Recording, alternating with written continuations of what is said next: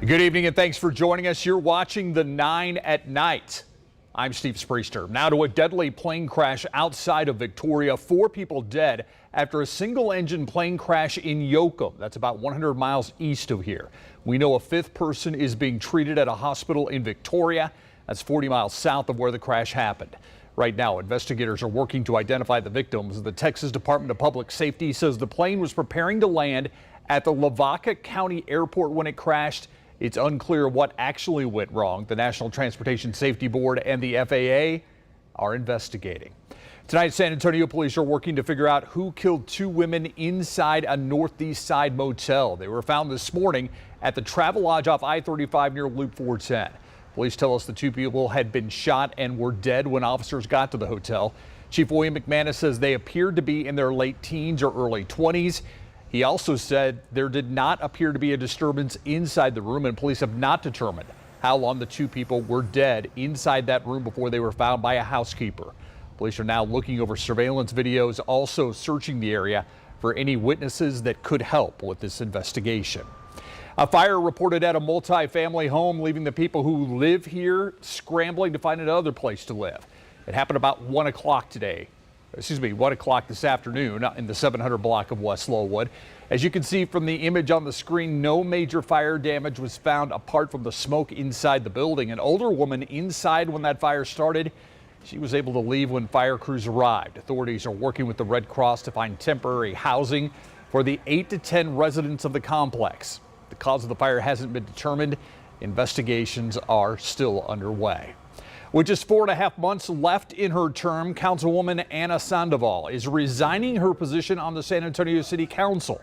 Sandoval says it came down to personal obligations. She became a new mother earlier this year, giving birth to her daughter, Isadora. She's also playing a larger role in caring for her mother more now. I want to be able to provide for both of them and to be there for both of them. And that's my priority. That's something I don't feel I can do well while being a council member. Sandoval says she'll be stepping down at the end of the month on the 29th to be exact. Sandoval says the rest of the council will choose her replacement. Governor Greg Abbott sworn into office this morning for his 3rd 4-year term as governor. The Inauguration Day events in Austin included a ceremony on the Texas Capitol's North Steps. When the governor and lieutenant governor spoke to Texans, both mentioned the $33 billion surplus they're facing. The plans they have include lowering property taxes.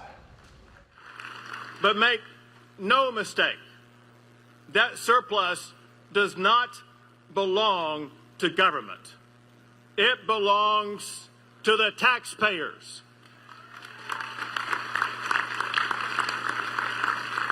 And we will use that budget surplus to provide the largest property tax cut in the history of the state of Texas. And in the budget that we will release this week, the Texas Senate will raise your homestead exemption to $70,000, which will save you thousands of dollars over the lifetime of your home. Enough to make a difference. The homestead exemption is currently at $40,000. We should find out whether or not this is approved soon in the session. The MLK March is over now. The cleanup begins, and there was a lot to do after having the first in-person march since 2020. Crews stopped by Pittman Sullivan Park. It was the last stop during the march with the biggest celebration. That's where the stage was. Bleachers went back to where they belong. Railings were placed in storage again, but the biggest mess that needed cleaning up, they were the cast-offs that became a mountain of garbage. It's pretty fast. They're making good progress around here. It's good. Crew got an early start today as they began right at dawn, working quickly to clear a path for runners and visitors after a fun and peaceful celebration. Weather's been unusually warm. Will it stay that way? Here's Adam Caskey with your forecast.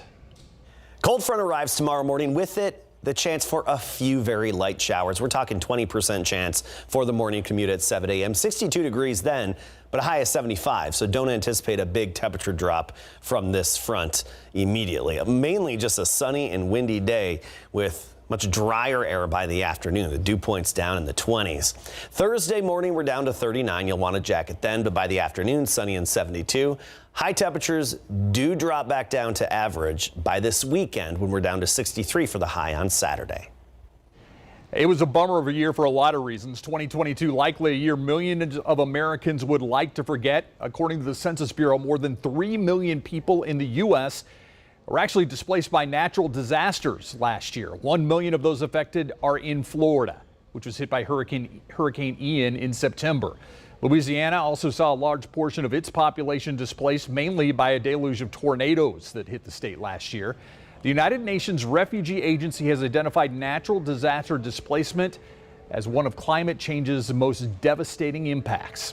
For the third year in a row, it looks like COVID will be the third leading cause of death in the United States. Heart disease and cancer are 1 and 2 from last year. That's from preliminary data from Johns Hopkins University.